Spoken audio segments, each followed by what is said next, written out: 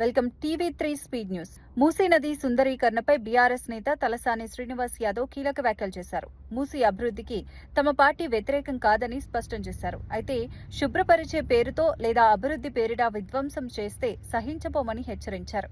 ప్రజల జీవనాధారాలు, పర్యావరణం దెబ్బతినేలా చర్యలు తీసుకోవద్దని అన్నారు.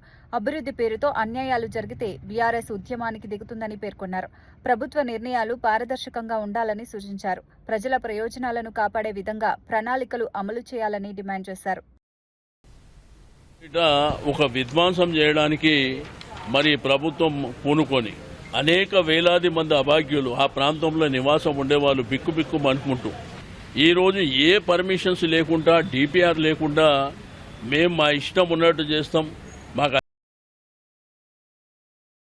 పాకిస్తాన్ ప్రభుత్వం పెట్రోల్ ధరలపై భారీ తగ్గింపును ప్రకటించింది. లీటర్ పెట్రోల్పై 80 రూపాయలు తగ్గిస్తున్నట్లు ఆ దేశ ప్రధాని వెల్లడించారు. దీంతో ప్రస్తుతం 458 రూపాయలుగా ఉన్న ధర 378 రూపాయలకు తగ్గనుంది. ఈ కొత్త ధరలు అర్ధరాత్రి నుంచి అమల్లోకి వస్తాయని తెలిపారు. సామాన్యులు, రైతులకు ఊరట కల్పించడమే లక్ష్యంగా ఈ నిర్ణయం తీసుకున్నట్లు ప్రభుత్వం పేర్కొంది. ఇంధన ధరల తగ్గింపుతో జీవన వ్యయం కొంతమేర తగ్గే అవకాశం ఉందని భావిస్తున్నారు. ఈ నిర్ణయం వచ్చే నెల వరకు అమల్లో ఉంటుందని అధికారులు తెలిపారు. 378 रुपए फी लीटर आज रात 12 बजे पेट्रोल पंप पर आपको पेट्रोल मुहैया होगा और ये कमी कम से कम अगले 1 माह के लिए और पूरे पाकिस्तान पर इस कमी का इतलाक होगा और मेरी हुकूमत और चारों सूबाई हुकूमतें मिलकर हम इंशाअल्लाह गरीब का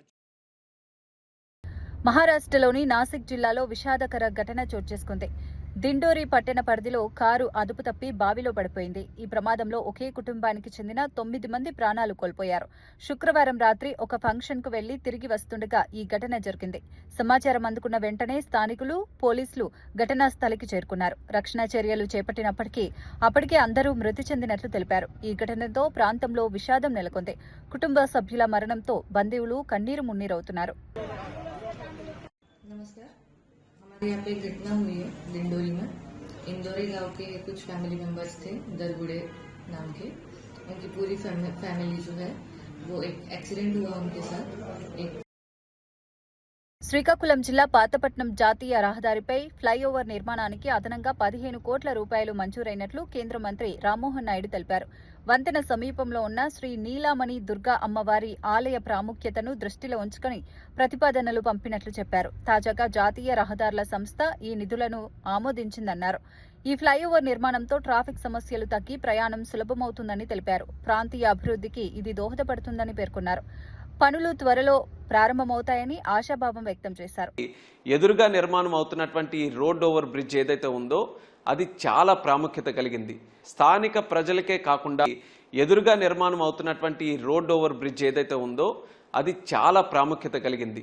స్థానిక ప్రజలకే కాకుండా ఆంధ్రప్రదేశ్, ఒరిస్సా రాష్ట్రాల నుంచి వచ్చేసినటువంటి భక్తులకు ఆధ్యాత్మిక కేంద్రంగా ఉన్న మన శ్రీ నీలమణి దుర్గా అమ్మవారి ఆలయం ప్రాముఖ్యతని కాపాడే విధంగా స్థానిక ప్రజల అభిప్రాయాలను కూడా గౌరవిస్తూ భక్తుల సౌకర్యాన్ని దృష్టిలో పెట్టుకొని ముందుగా ప్రతిపాదించిన రిటైనింగ్ వాల్ స్థానంలో ఇప్పుడు వయోడక్ట్ నిర్మాణం చేపట్టాలని నిర్ణయం తీసుకున్నాం. అదనపు నిధులు మంజూరు అయ్యాయి కాబట్టి మరింత వేగంగా ఈ ప్రాజెక్టుని పూర్తి చేసి ప్రజలకి అందుబాటులో తీసుకొని వస్తానని కూడా నేను తెలియజేస్తున్నాను. ఈ ప్రాజెక్టుకు సంబంధించి ఎన్జీటీ కేసుపై బీఆర్ఎస్ నేత కార్తిక్ రెడ్డి స్పందించారు. తమ పిటిషన్ డిస్మిస్ కాలేదని స్పష్టం చేశారు. డిస్మిసల్ మధ్య తేడాను గుర్తించకుండా తప్పుడు వార్తలు వస్తున్నాయని అన్నారు. ప్రభుత్వం అనుమతులు లేకుండా ముందుకు వెళ్తోందని ఆరోపించారు. మూసీలో ఎంఎఫ్ఎల్, ఎఫ్టీఎల్ స్థాయిలు ఇంకా నిర్ణయించలేదని తెలిపారు. న్యాయస్థానం ప్రభుత్వం సూచనలు పాటించాలని చెప్పిందని వివరించారు. ఉల్లంఘనలు జరిగితే మళ్లీ న్యాయపరంగా పోరాటం చేస్తామని తెలిపారు. మూసీలో ఉన్నవంటి ఎంఎఫ్ఎల్ లెవెల్స్ ఫిక్స్ కాలేదు, ఫ్లడ్ లెవెల్స్ ఫిక్స్ కాలేదు. ఫిక్స్ కాకుండా వీళ్ళు ముందరికి ఎట్లా పోతారని మనం అడిగినప్పుడు జడ్జి గారు అక్కడ ఉన్న ఏజీపీకి ఏం అడిగిర్రు, మీ పరిస్థితి ఏంది, మళ్ళీ వీళ్ళు చెప్తున్నవంటి ప్రేయర్ అంతా కరెక్టే కదా. మచిలీపట్నం మున్సిపల్ చైర్మన్ ఎన్నికల నేపథ్యంలో అధికారులు కట్టుదిట్టమైన భద్రతా ఏర్పాట్లు చేపట్టారు. పరిస్థితులు అదుపులో ఉండేలా 163 BNSS చట్టాన్ని అమలు చేశారు. సుమారు 400 మంది పోలీసు సిబ్బందిని మోహరించి ప్రాంతంలో బందోబస్తు ఏర్పాటు చేశారు. ఎన్నికల ప్రక్రియ సజావుగా సాగేందుకు అన్ని చర్యలు తీసుకున్నట్లు తెలిపారు. ఎలాంటి అవాంఛనీయ ఘటనలు జరగకుండా పోలీసులు అప్రమత్తంగా ఉన్నారు.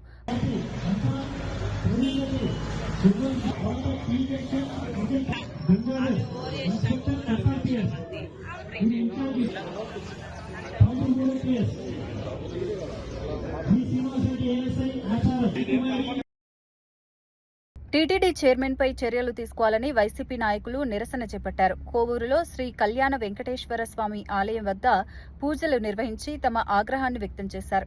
చైర్మన్ ప్రవర్తన హిందూ మనోభావాలను దెబ్బతీసిందని ఆరోపించారు. వెంటనే పదవి నుంచి తొలగించాలని డిమాండ్ చేశారు. ఈ సందర్భంగా ముఖ్యమంత్రి చర్యలు తీసుకోవాలని కోరారు. ఆలయ పరిపాలనలో పారదర్శకత అవసరమని పేర్కొన్నారు. కార్యక్రమంలో పలువురు నాయకులు, కార్యకర్తలు పాల్గొన్నారు.